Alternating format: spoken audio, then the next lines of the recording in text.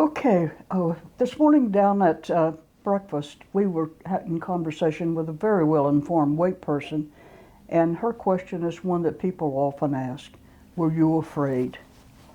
And my answer is, I was terrified most of the time, but the scariest time was when we were arrested and put in jail. I was surprised that I was separated from the other women, freedom riders, who were African American.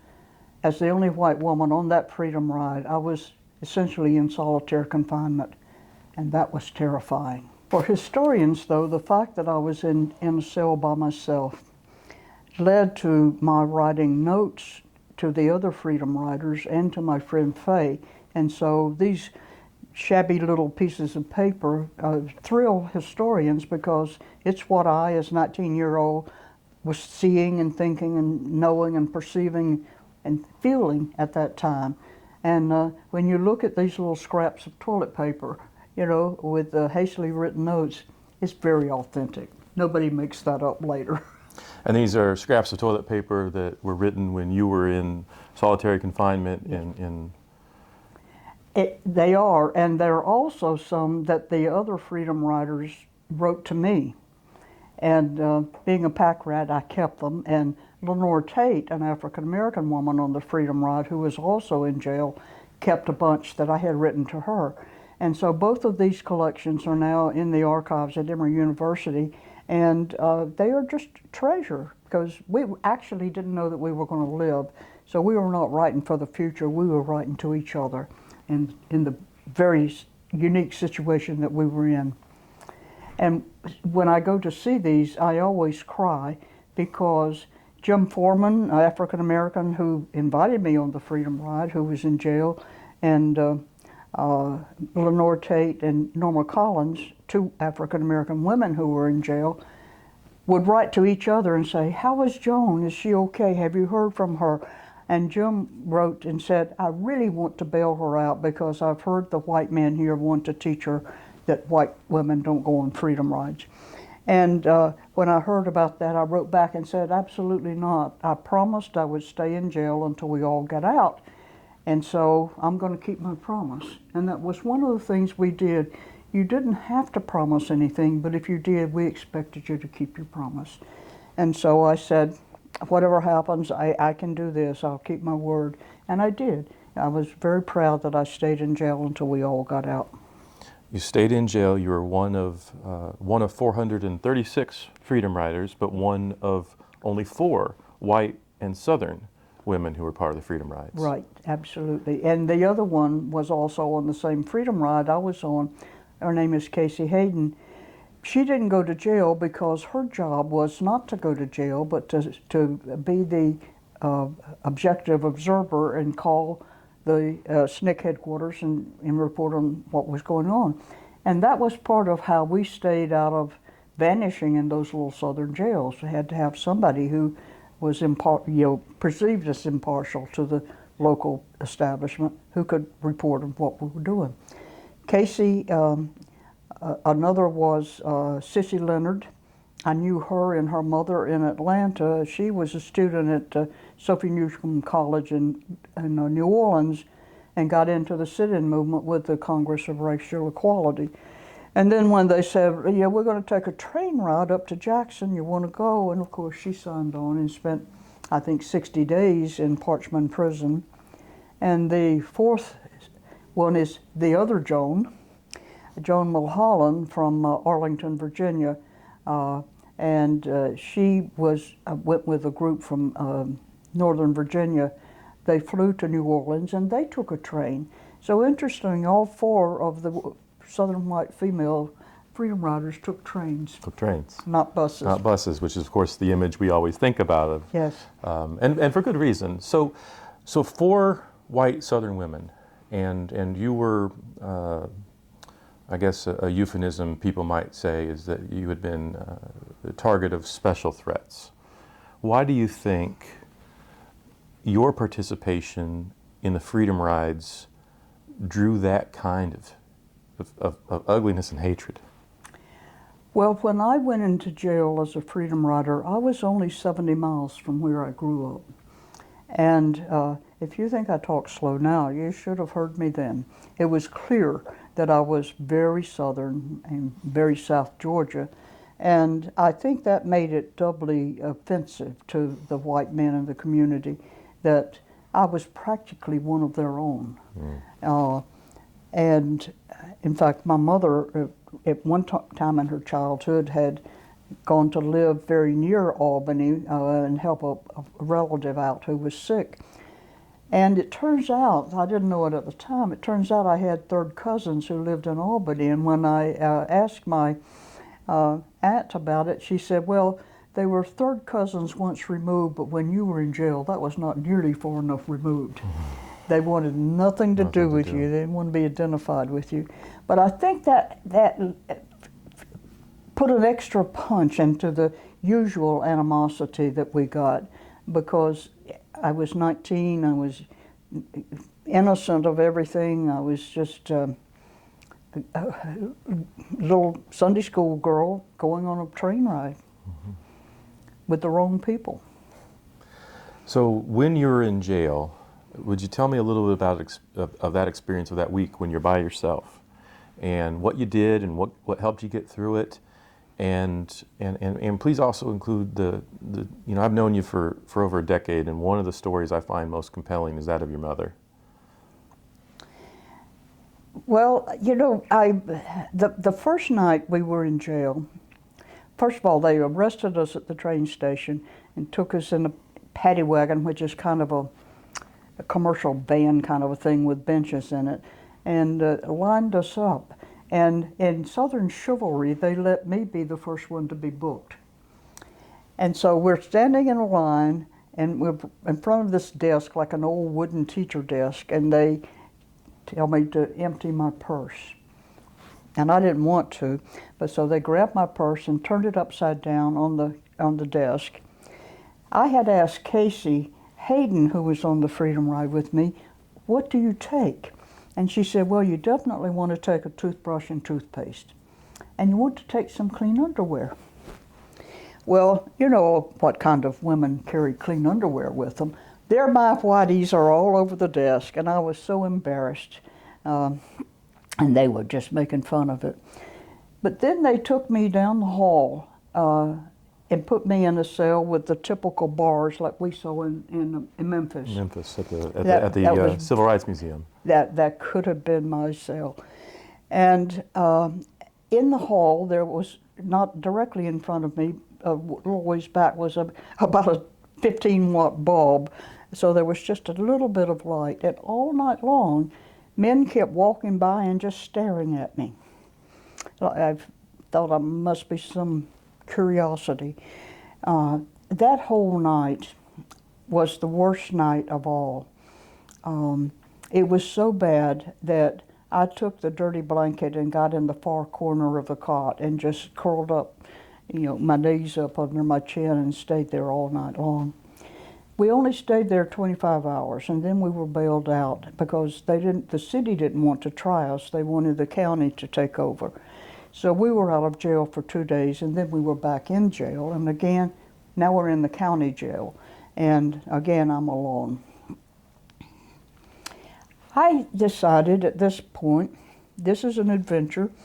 It is going to change my life in ways that I have no idea. I'm not going to be a hidden figure. I'm not going to go to NASA and use math to figure out how to put men on the moon. And I don't know what I'm going to do, but I might as well live this experience to the fullest. And one of the things that other freedom riders had done was they would go on a hunger strike. And a hunger strike means that you're not going to cooperate with these people in any way, including eat their food. So they would bring this food that was gray, and you had no idea what it was, and it was easy to not eat that stuff. And then after a while, they started bringing me really nice meals. I mean, they'd bring me fried chicken and green beans and mashed potatoes with gravy.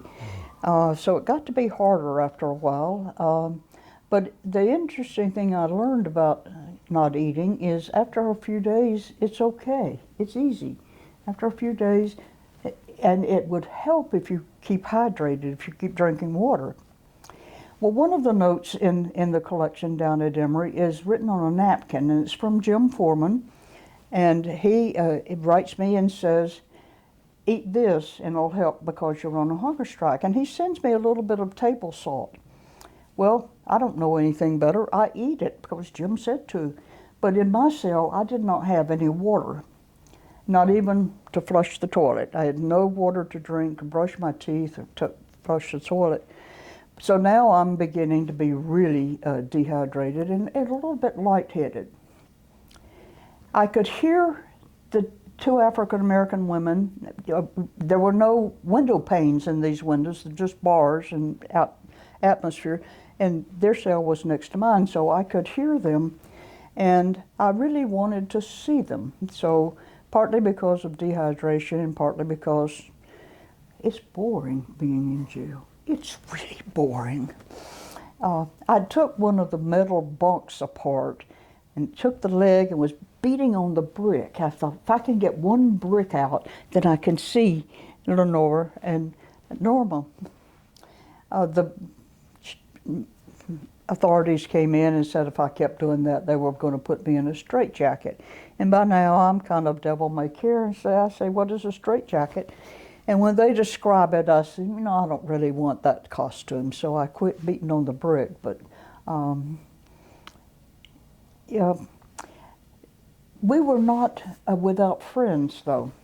Not only from the African American community, but there was a Christian intentional agricultural commune a few miles out of town, and one of the members there would come and visit us, and he would come and visit me.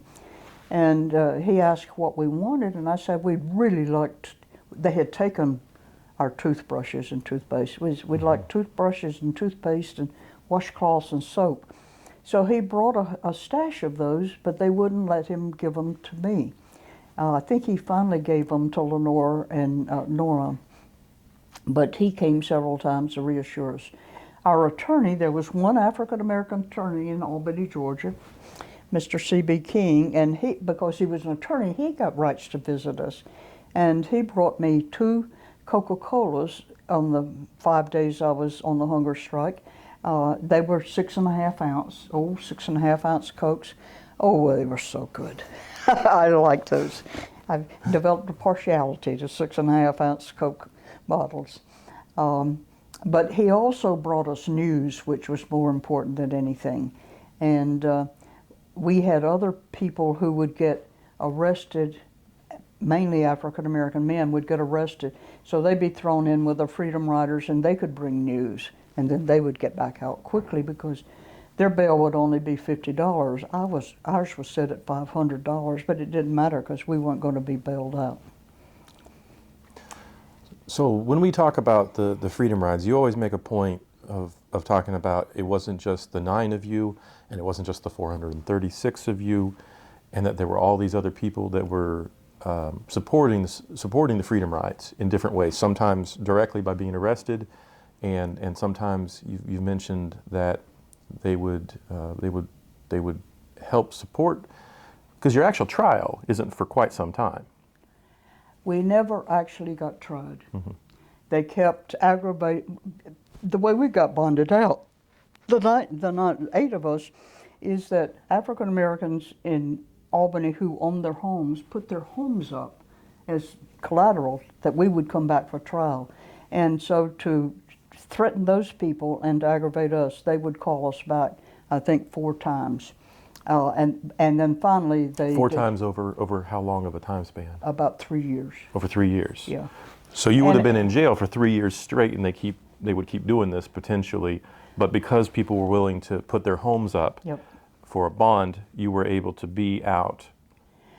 We were, and we knew that if we didn't come back when they called us, those people would lose their homes. So, Tom Hayden is going north and organizing Students for Democratic Society. Pierre Larson wants to go home to Denmark and do his writing that he's done on this trip, and others have other things to do, but we all had to be sort of in suspended animation waiting for them to come. For multiple years, because if they call you at any point in time and you don't show up. And they only gave us like 2 weeks notice each time. You know, it wasn't like they gave us next year on this date we're going to do it. It was very, very soon. I was so disgusted with the United States of America. I wanted to immigrate someplace where I could speak the language, and I picked Ireland, but I couldn't get a passport because right, I have 'cause this criminal charge hanging over me, a potential. They finally just gave up and said, we're not going to pursue this case. And so then those homeowners' bond was released. The bond is released. But for 3 years, Yeah. people who must have had some connection to you folks, they must have known you well to put up their homes as collateral. They had never met us before. Mr. Charles Sherrard had gone down to Albany to organize voter registration for the Student Nonviolent Coordinating Committee with 2 others, and they had organized the Albany movement. And the Albany movement had tried 6 times to desegregate the bus station and the train station, and some of them had spent time in jail. And so they finally called Jim Foreman at the SNCC office in Atlanta and said, would you all come help us? So we were their guests. They had invited us. And the older people in Albany, African American community, looked at us as their children and their guests.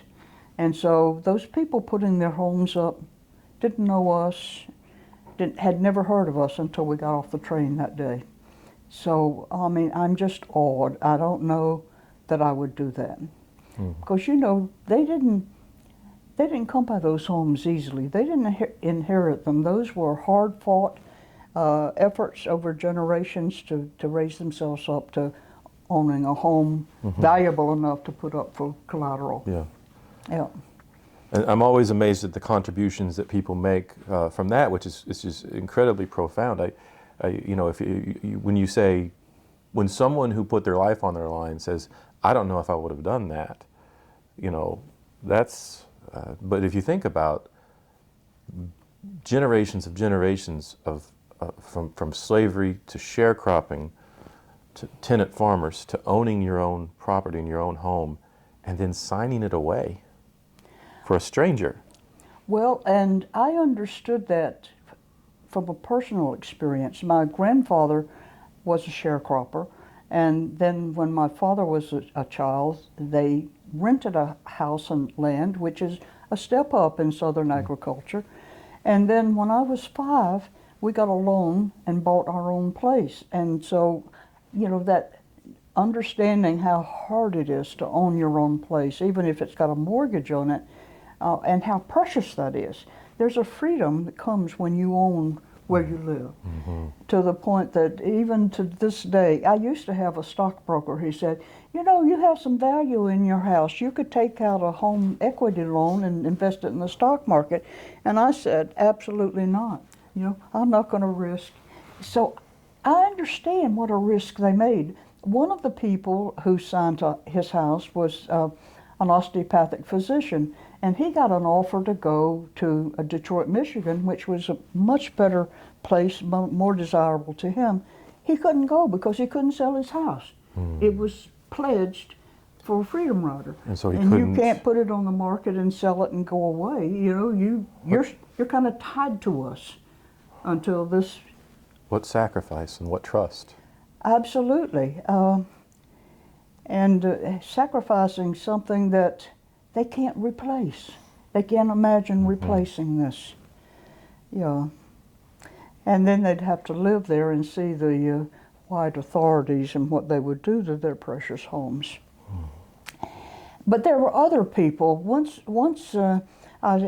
we started going around talking about being Freedom Riders, for a while I would always wait during the question session, because usually toward the back of the room, someone about 20 years younger than we were would stand up and say, you know, I was a child in Cleveland when you all were Freedom Riders, and we didn't know what to do, and my mother said, let me make cookies and lemonade and put them out on the sidewalk, and you raise money to help people get these people out of jail.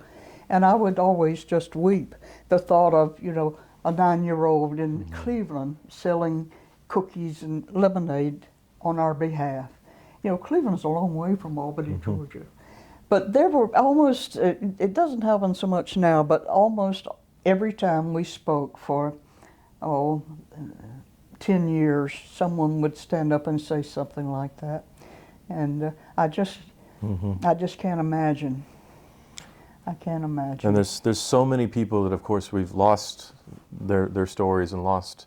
But who of the stories that we do know, who of the stories that we have recorded, should we probably pay more attention to? I'm always impressed when I talk with freedom riders, and then of course we brought you and several others to Kansas City, and I try to pay attention to the names that they call out, and it's not always the same people you might expect. Who are some of the folks that we should probably pay more attention to their stories? Well, one person that I have tried to find was Per Larsen, the Danish journalist. And I finally did find, through a Danish journalist currently working in New York, she went looking for him. If you entered Per Larsen in Google in Denmark, you get 4,000. It's John Doe. Yeah. She found him. He had returned to Denmark. He had never published the book he was working on about the Freedom Rides, but he had become a college professor, and he had married and had 2 sons, and he had recently died. Well, so then she found the sons, and for a time, she had put me in touch with one of them, and I wanted to assure them that I would like to know more about their dad, and I'd like to tell them more about him. And that kind of petered out, so I don't know where it went, but I still would like to find Per Larsen. He was Danish, he had a red beard, and had just a devilish sense of humor. When we got arrested in Albany, he told the jailers he was a citizen of Denmark, and if they don't treat us nice, he would contact the Danish embassy in Washington, and the Danish embassy would make it an international event. Well, then when we finally got out, we asked him about that, and he said, Denmark doesn't even have an embassy in Washington. We have a desk in the back room at the Swedish embassy. But some of the notes that are at Emory are from him, and I treasure those especially. Bernard Lee was on the Freedom Ride to Albany. He was a young Black Baptist preacher, and he was involved with Dr. Martin Luther King. And I think the reason he was on the Freedom Ride was that he gave us the money to buy the tickets. But he stayed associated with Dr. King for decades, or about a decade, and you never hear about him. I'd like to know more about how he got there, and more about where he went, what happened to him. Yeah. Norma Collins, one of the African American women on my Freedom Ride, went back to her home in Baltimore, near Baltimore, and became an office manager for a congressperson. So she commuted to Washington and did that scene for a while. Nobody ever talks about her. Lenore and I are the only people who ever talk about Norma. Norma and Lenore and I several times have gotten together and had pajama parties and remembered things, and we especially got together when Oprah Winfrey called us to Chicago. We really got together and talked about it. I bet that was fun. Yes. Okay. Yes, indeed. So you mentioned how being interested in how some of these folks got involved in the civil rights movement and wanting to know that story.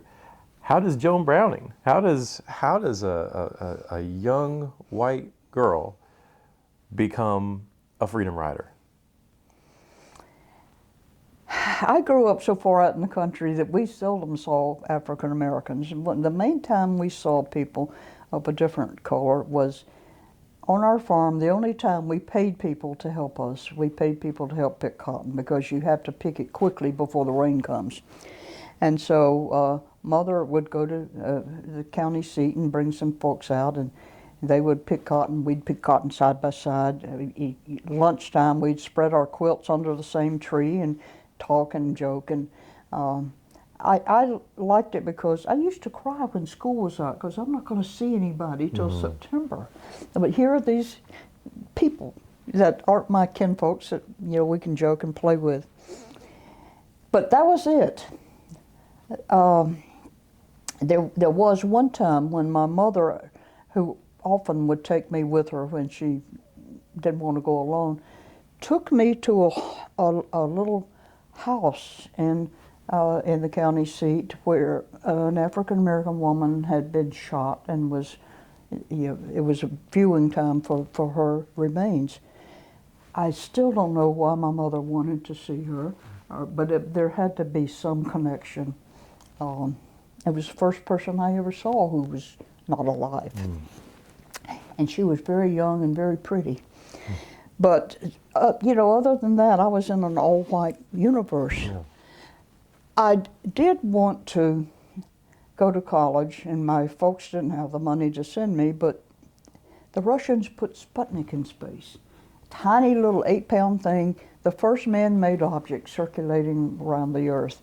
My brother and I used to climb up on top of the barn and look up at the night sky and try to figure out which of those twinkles was Sputnik. Of course, you couldn't see it with the naked eye, I don't think.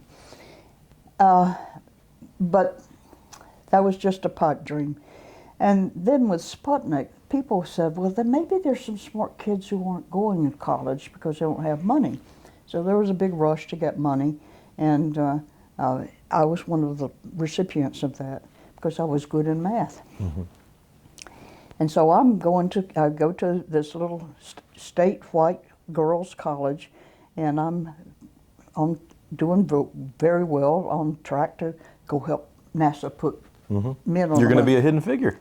I'm going to be a hidden figure. Just like Katherine Johnson. Although as a white woman, I probably wouldn't be hidden. Slightly less hidden. Still hidden. I'd be behind the white men.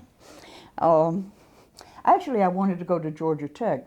My teacher said the way to do this is to go to Georgia Tech. But Georgia Tech didn't let white girls come. So, you know, I go to this other option. And I grew up, the church was very important growing up, and so I would go to the White Methodist Church. My church had maybe 30 or 40 members. This one had 1,000 members. This one, they paid the choir. I never heard even before or since paying the choir, but they paid the choir. And we had to wear hats and gloves and proper ladies' underwear, which was uncomfortable. But I got to walking around town, and I made the acquaintance of an 11-year-old girl. And she and I got to be buddies, and there was a little kudzu forest, and she was reading there. I would take Walden Pond and read it. It'd be so romantic, reading Walden Pond amongst the kudzu. She introduced me to her father, who was a Methodist preacher, and he invited me to worship at his church.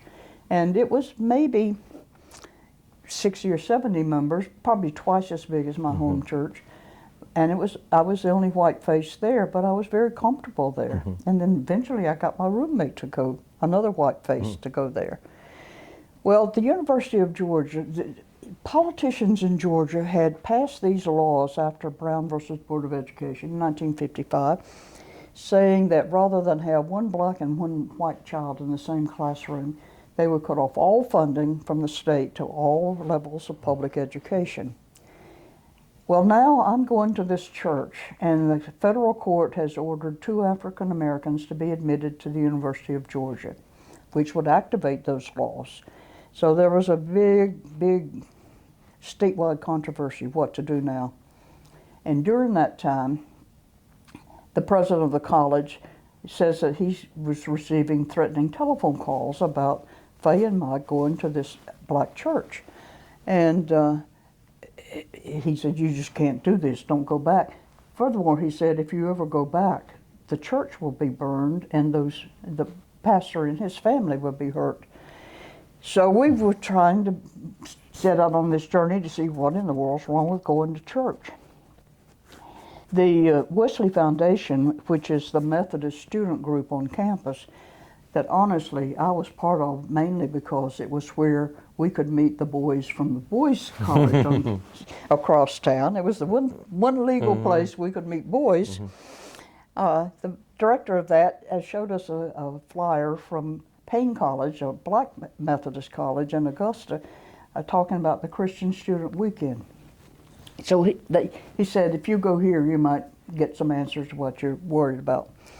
So we decided to go. To get there, we have to get on a bus.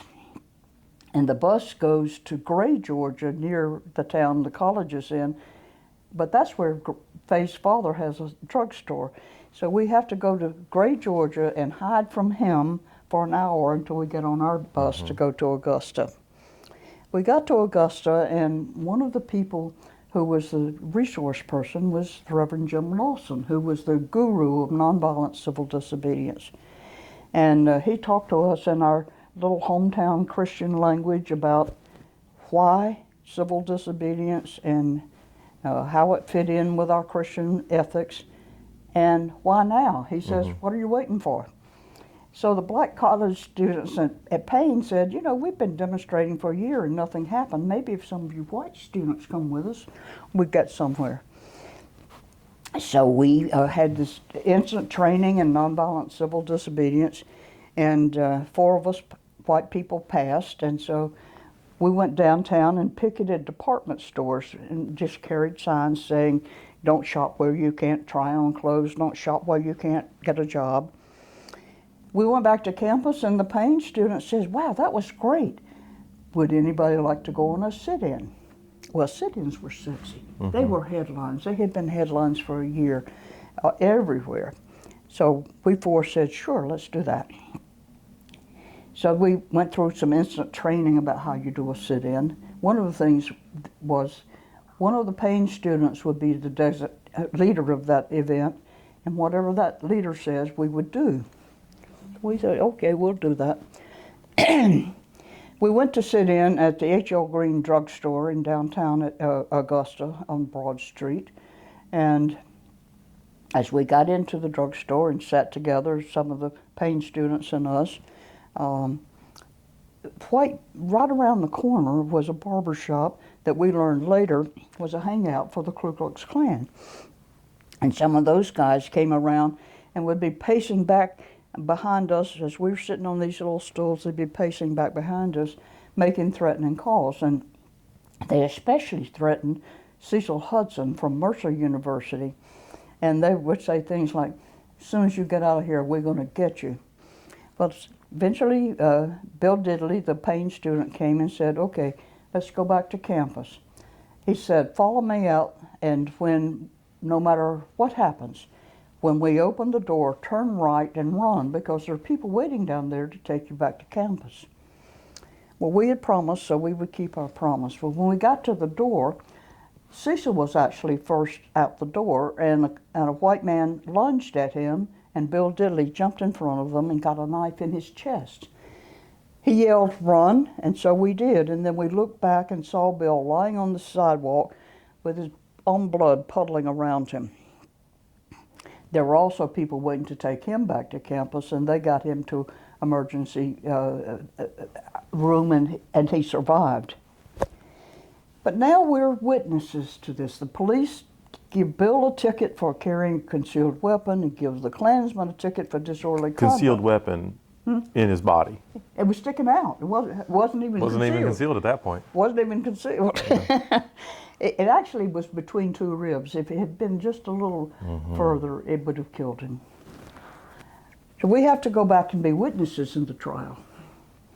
And they ask us, what we saw, and they ask all kinds of people. The judge finally says to Bill, you've suffered enough, so I'm dismissing the charges of concealed weapon. And to the Klansman, he says, you're just an old blowhard. Go home and don't do it again. So first of all, I knew that this is dangerous. You could be lying on the sidewalk in your own blood, and that the justice system doesn't care. They're very educational.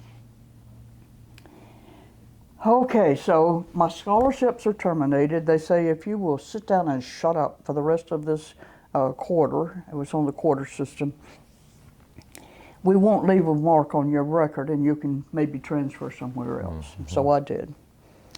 Go to Atlanta, got a job in the library at Emory University, and started trying again to figure out what on earth is wrong with going to church.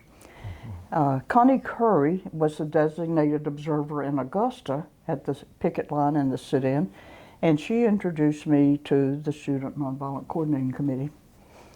And there were only 3 people there.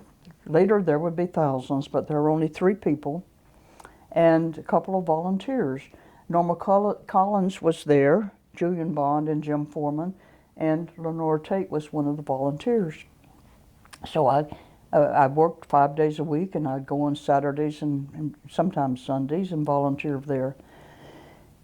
But I also looked into other things. I was part of a Wesley Foundation group at Georgia Tech. They wouldn't let me be a student, but I could hang out with the religious people. And I met a guy named Bill Humphreys, white guy, of course, and he started volunteering with SNCC.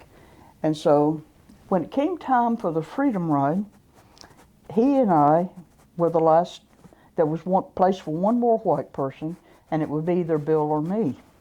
And Bill really wanted to go, but his scholarship was in the ROTC, the Reserve Officer Training Program, and he knew that if it was more than just an afternoon ride, his scholarship would be revoked, and he would be sent to the hot place then, which we only called Southeast Asia, and later we knew it as Vietnam.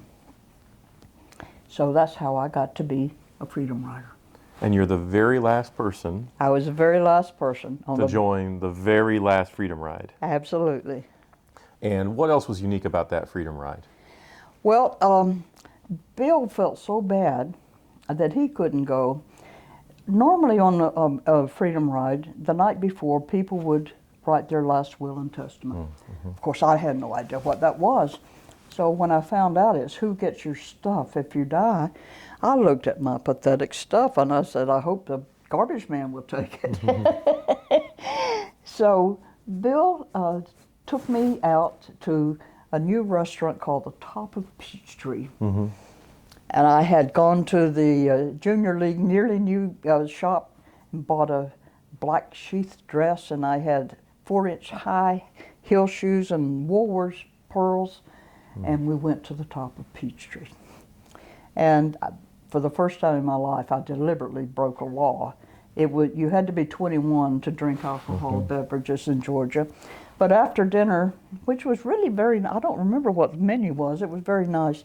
Bill said, would you like a Benedictine and brandy? And I asked what that was, and I said, that sounds interesting, yes. So I broke the law and had an alcoholic drink. And to this day, I really like B&B. Okay. I have a bottle in my cupboard, and in the winter, on cold days, I'll put a slug in my coffee. Did you still talk to Bill? I did for a few years, and after he graduated, he did get sent to Southeast Asia. Yeah, I have lost touch with him. I've tried through the Alumni Association at Georgia Tech to find him. I haven't pursued it seriously enough. So, Charles Person, who I was very honored to meet, and I thank you for making that introduction.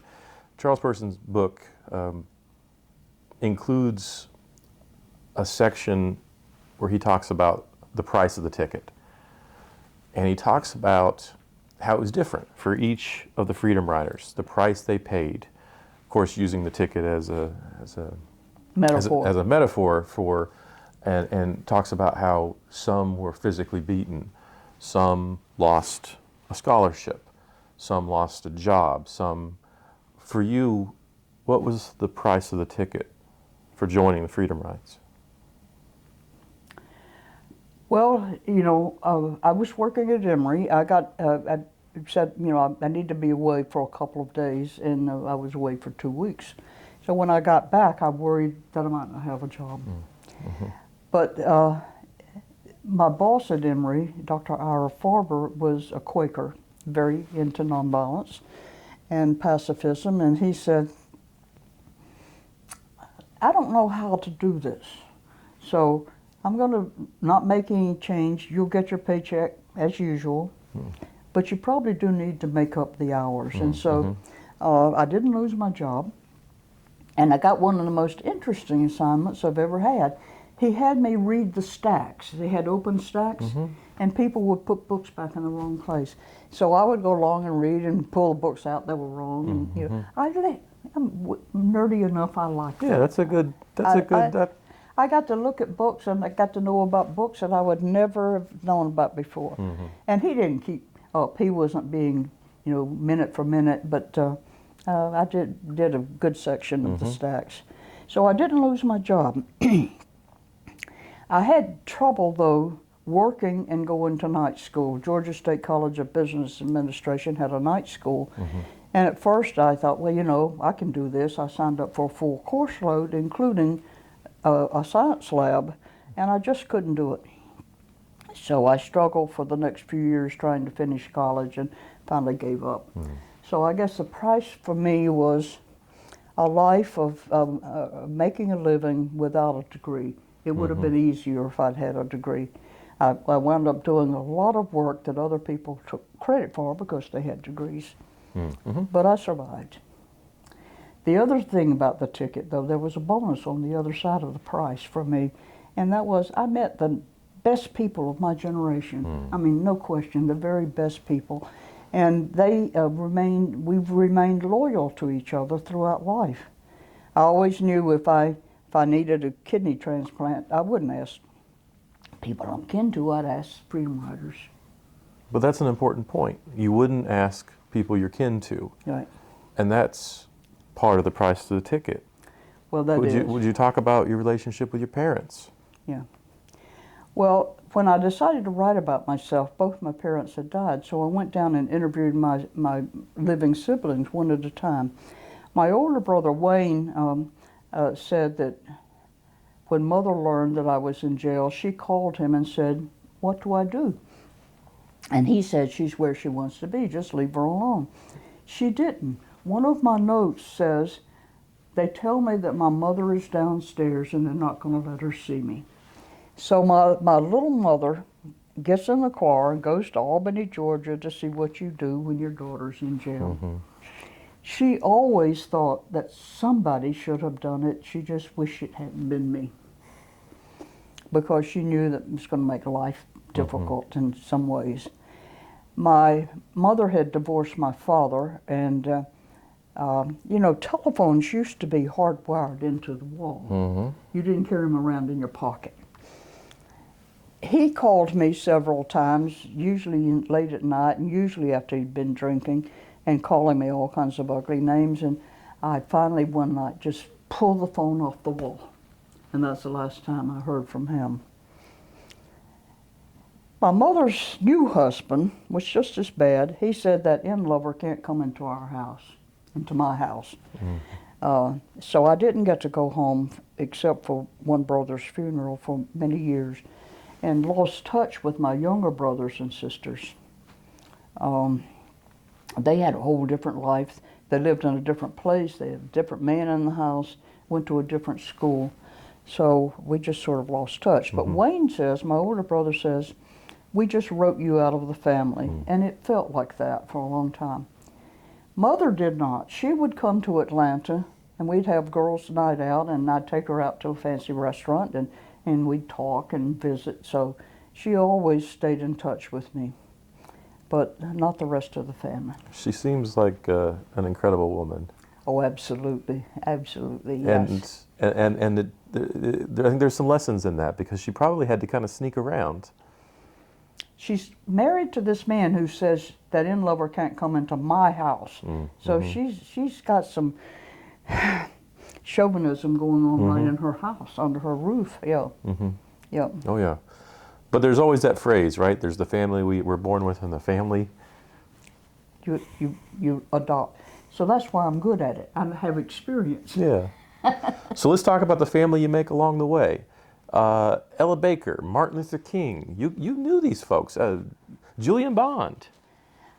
Martin Luther King would not know my name, but he probably would have recognized me, because one of the things I did in the SNCC office, Julian would write press releases about where people are in trouble. And he told me, don't exaggerate, just the facts. When people are in trouble. Let's just, Huh? when people, you're writing press releases when people are in trouble. Let's talk about what trouble we're talking about. Well, earlier freedom riders, Okay. People who are beginning to try to register people to vote, who are in jail or beaten, Okay. and things like that.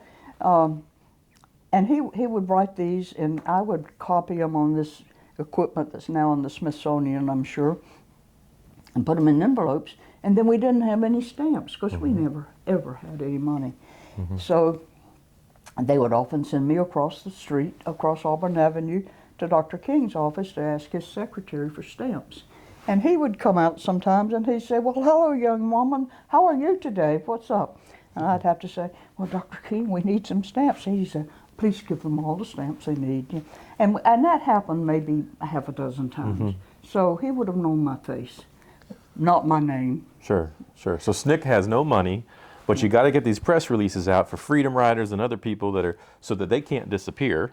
So they can't just... So you go to SCLC and they have just enough money for stamps. Yes. And that's how you meet Martin Well, Luther actually, I asked King them and for stamps. Yeah. You stand there and put the stamps stamps on on the them envelope.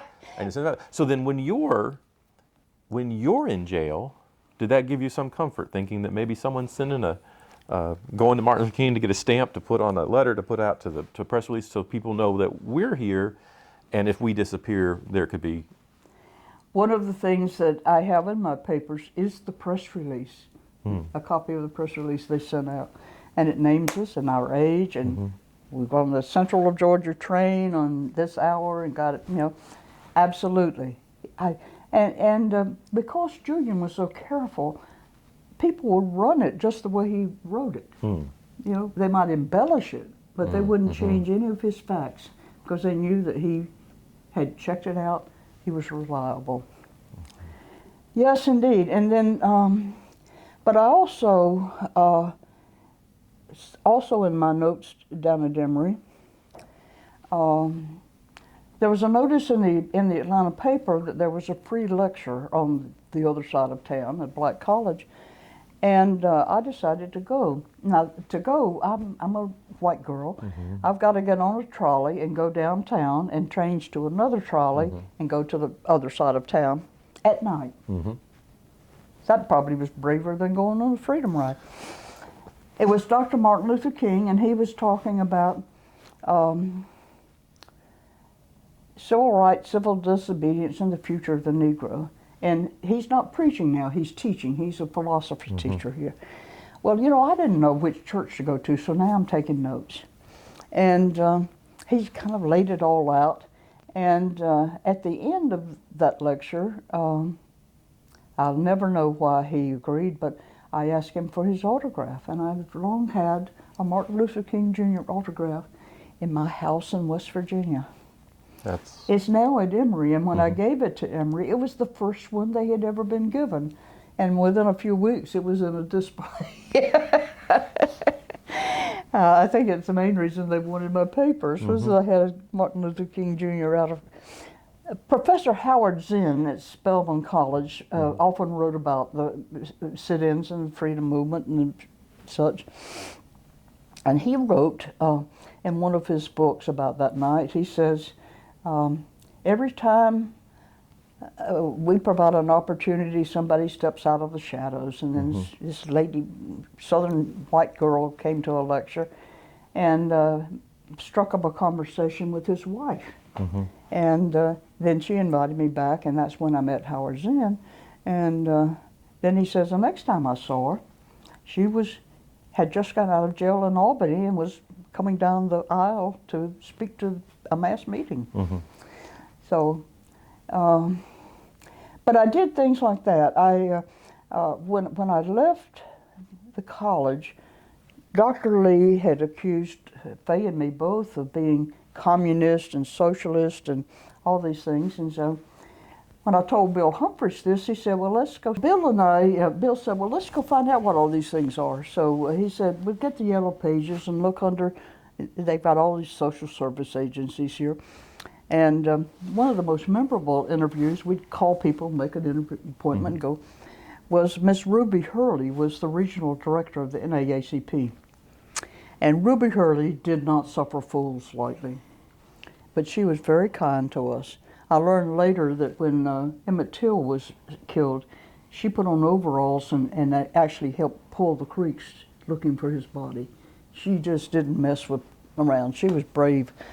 But you know, the National Urban League had an office, the American Civil Liberties Union, and in the process I found Miss Frances Pauley. She did something called the Georgia Council on Human Relations, and one of the sessions I had hoped to get to yesterday and I couldn't find it was about Help Our Public Education, an organization she founded to support desegregating public schools. And the title of the biography is Everybody's Grandmother But Nobody's Fool. It's the title that Julian gave her. Yeah. So, so it was people like that I found. I also hung around sometimes with Connie Curry. She had a little office, and I hung out with her. And actually, she fed us. The reason we are all still alive is that she would feed us. But so I was kind of immersing myself and Atlanta was the headquarters of a number of organizations. And you know, I was trying to find out what's wrong with going to church. I did find out because my church, the African Americans, were trying to be admitted to the First Baptist Church on Peachtree, which owned the whole city block. And they would go and be turned away. And From church? Huh? Turned away from church. Turned away from church. And my college-age Sunday school group wanted to go and stand with them. And we were told, you can do whatever you want to because you're grown-ups, but don't ever say you're from St. Mark's Methodist Church. So that's when I learned that although they sang every Sunday, Jesus loves all the little children, they don't really love all of them. So I was just kind of said goodbye to church for a while. But and gave up wondering why you go to church, and fell in with these people who were doing exciting things. Now you've got some memories of Ella Baker, who helped you out. Oh, Ella Baker, my goodness. After my mother, she's the most influential person in my whole life. Ella Baker, she didn't quote scripture, she lived it. She lived the best parts of it. She thought that we young people had good sense, and we knew what was wrong, and if we got together, we could figure out what was going on. She never told us what to do, never even hinted. She did teach me how to go to the U.S. Census and figure out who lives where.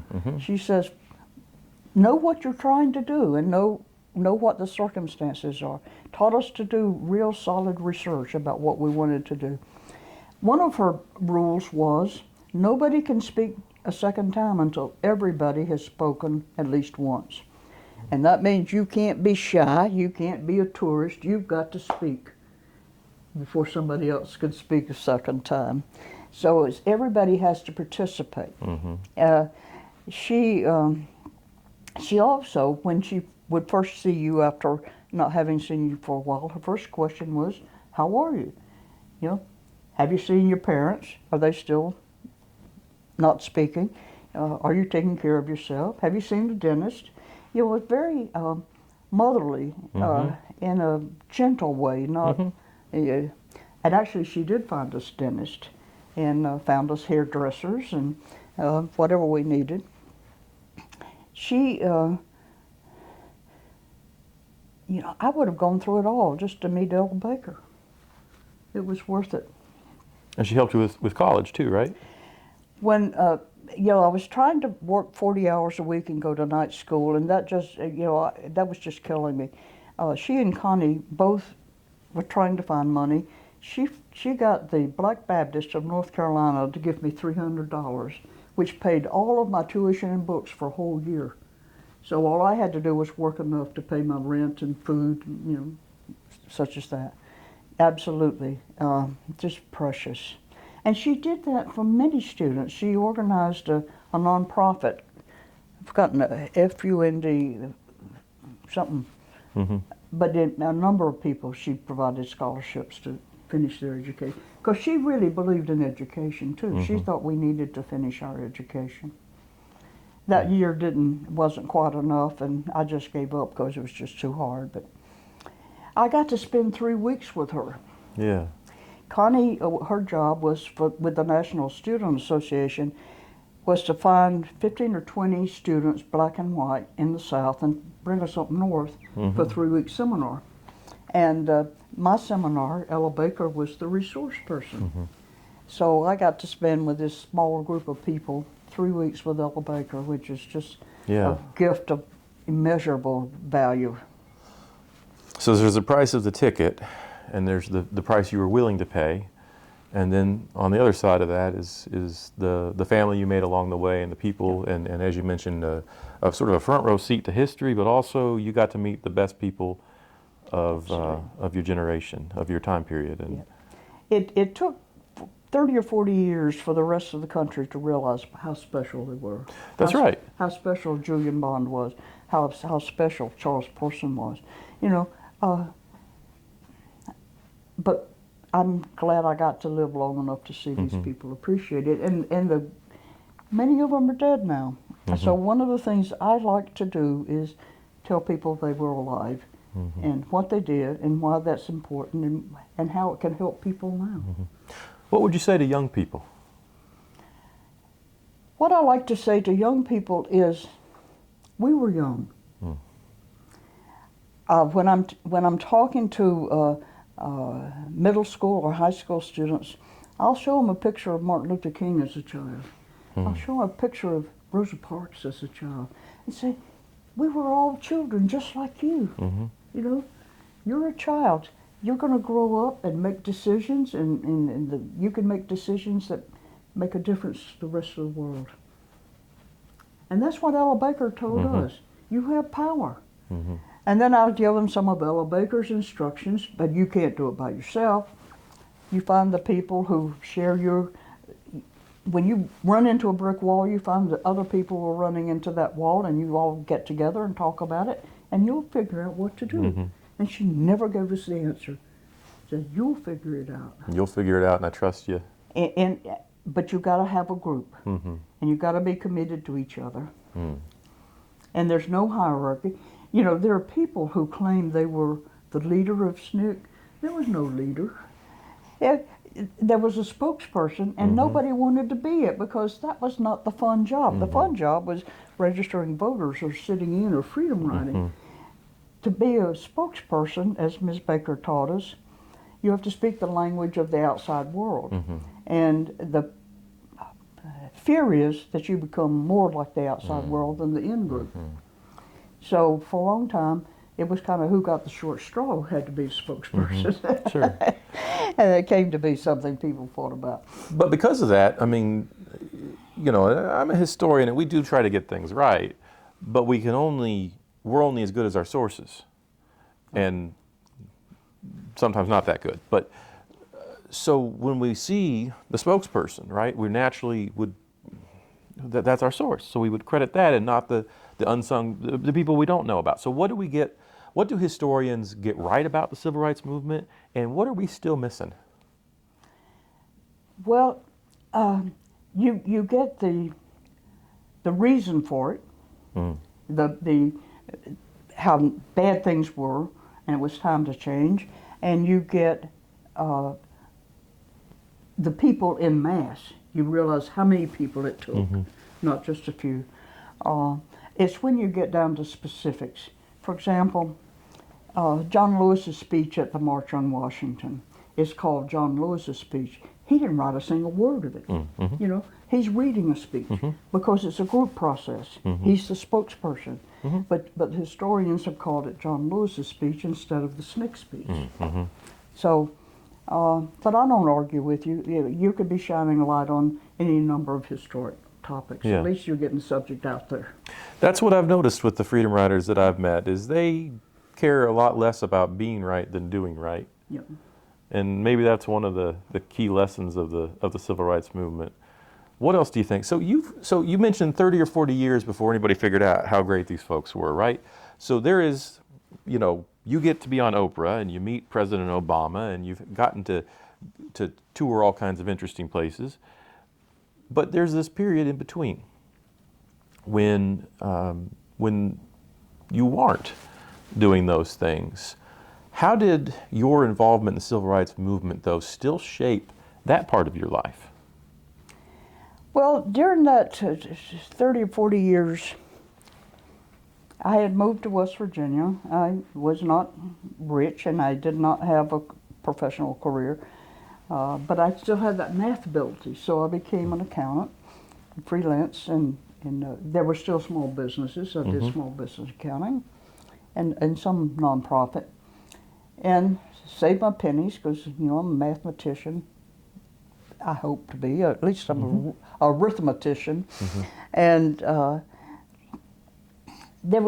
remember one night when things were really, I was offered a lucrative bookkeeping assignment that violated my personal code of ethics.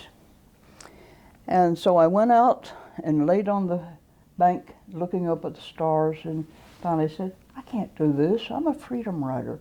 Each of us sheds identity on all the others. And I can't betray them by doing something that's probably not illegal, but it's really not ethical in my opinion. And so even then, and I was only in touch with Connie and a few others at that point. Even then, it shaped who I was and the decisions that I made.